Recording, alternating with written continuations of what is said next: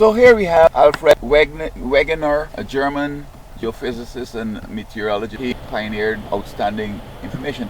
Now, what it says here? Scientists still do not appear to understand sufficiently that all Earth sciences must contribute evidence towards unveiling the state of our planet in earlier times, and only furnish all the Earth's can determine truth here. That is to say, the fine picture, the known fact best, therefore, has the highest degree of probability. Further, we have to be prepared always for the possibility that each new discovery, no matter what science furnishes it, may modify the conclusions we draw. That is Andrew Wegener, The Origins of Continents and Oceans. Now, he, I guess, was beyond his times in a certain. That's how the science was saying things that later on begin to be proved, especially the plates moving and so forth. And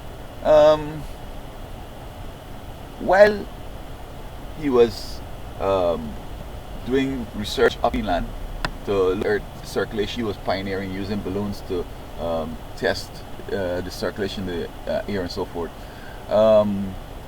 He accepted a position, and at Markburg in the autumn of 1911, he was browsing in the university library, and he saw a scientific paper which lists fossils of identical plants and animals found on opposite sides of the Atlantic. Intrigued by this information, Wegener began to look for and find more cases of similar organisms separated by great oceans. Orthodox science at the time explained such cases by postulating that land bridges, now sunken, had once connected far-flung continents. But Wegener noticed the close fit between the coastline of Africa and South America. Might the similarity among organisms be due not to land bridges, but to the continents lying, having been joined together at one time? As he later wrote, a conviction of the fundamental soundness of the idea took root in my mind. Now, I find that we're just trying to reinvent the wheel. And we're going over and over, we're going to the moon, we want to find if we could colonize Mars. These places are so far away, and we just live in a couple of years, things like 70 light years away. And we can't even travel that fast. So how you can get people out there? Everybody can die before they reach out there. In fact, the machines weren't able to go there. But the scripture says there are other worlds, and we could sort of extrapolate that many of them are inhabited, because the sons of God met to have counsel with God, and Satan was there, who we believe represented Earth and so on. But let's come back to this joining of the continents. Now, he's talking about millions of years, I think, that things came wrong and so forth. And did a study, and I did for that, but 6 years. Now, he's saying about 300 million years ago, the continents had formed a single mass.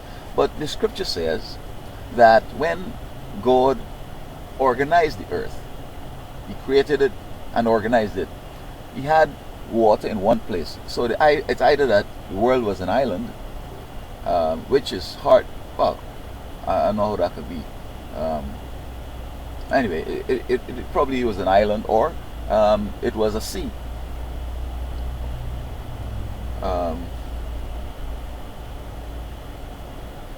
I mean, a lake. It's either a lake or the world was an island.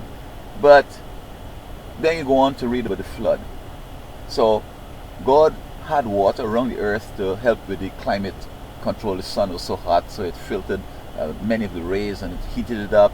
And then at nights, when instead of being cold, because folks had no air conditioning, no heat and so on, and no houses, etc., like we have today. So God provided this air conditioning there, that at nights this heat would be coming from this water and just keep a kind of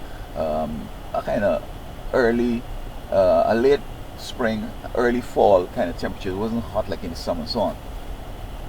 And then when he decided to destroy man, he brought that water from above, and he brought water from out of the earth, hooked up with the water that was on the earth, and it drowned the whole world.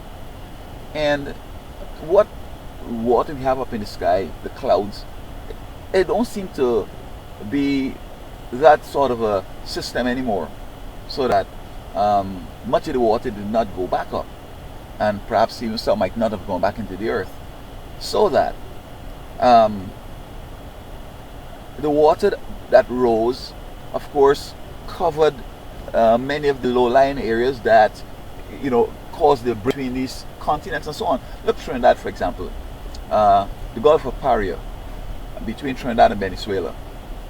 There's a part you call the La Boca de Dragon, the mouth of the dragon. Small ships could come through there. Others have to go around and come up, go around the island and come up, whereas some could go straight through between Venezuela in a narrow path. So if water, if it were possible, the water would sink about, say, 25 feet, 50 feet. You will see that the mountain range continued from Venezuela and Trinidad, and the whole world was connected.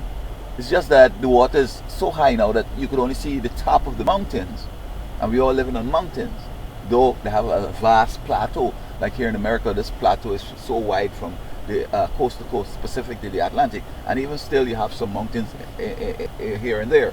See, so Wegener wasted all his time instead of go to the scripture and realize that yes, the whole world was one country, and even if it wasn't connected in the sense that animals could have been roaming and plants were the same everywhere, you had the flood also, and the flood could have transported a sort of plant, an animal, and caused it to be fossilized here and there and so on. So I must give him credit for work he's done, and I'm sure he has done work that used weather balloons down. He has done some stuff, but the scripture explains these things clearly. The world was not connected in the sense that Africa and South America were together and then it's separated, because even many of the reputable scientists are wondering how it is that it can be separated so far. What's the mechanism?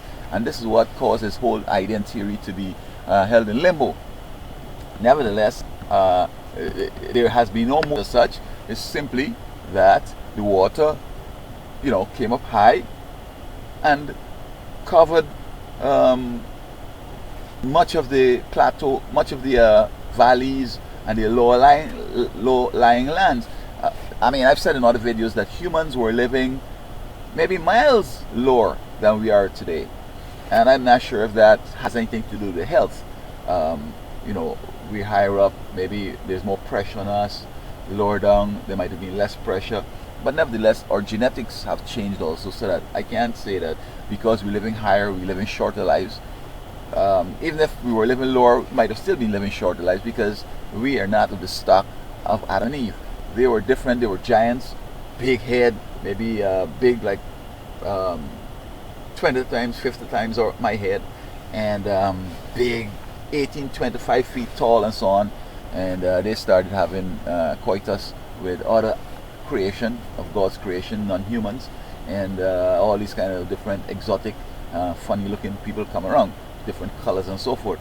So but man was living lower, and as the flood came, Noah's Ark stopped on Mount Ararat, and we just keep walking on higher ground. And of course, now you have these big oceans, you have these seas, and the only way you could have gotten across is by boat, etc. So Wegener, good try, and I am sure you made some intelligent contributions to sciences and so forth, but no, the world wasn't as you saying it was close up. Africa and South America were together. The whole world was one place. You could walk all around the place, because the water, there was no, either water was in one body, either around the country, the world, forming an island, or in the middle forming a lake. And so the flood caused the water to rise. It hasn't receded as if it hadn't happened, and so much of the world is underwater, and we're living on the mountains. But if the water was to drop wherever, we'll start seeing more land coming up, and eventually, if you just were able to evaporate all the water, then you see the whole world is just one country. You just walk all over the place.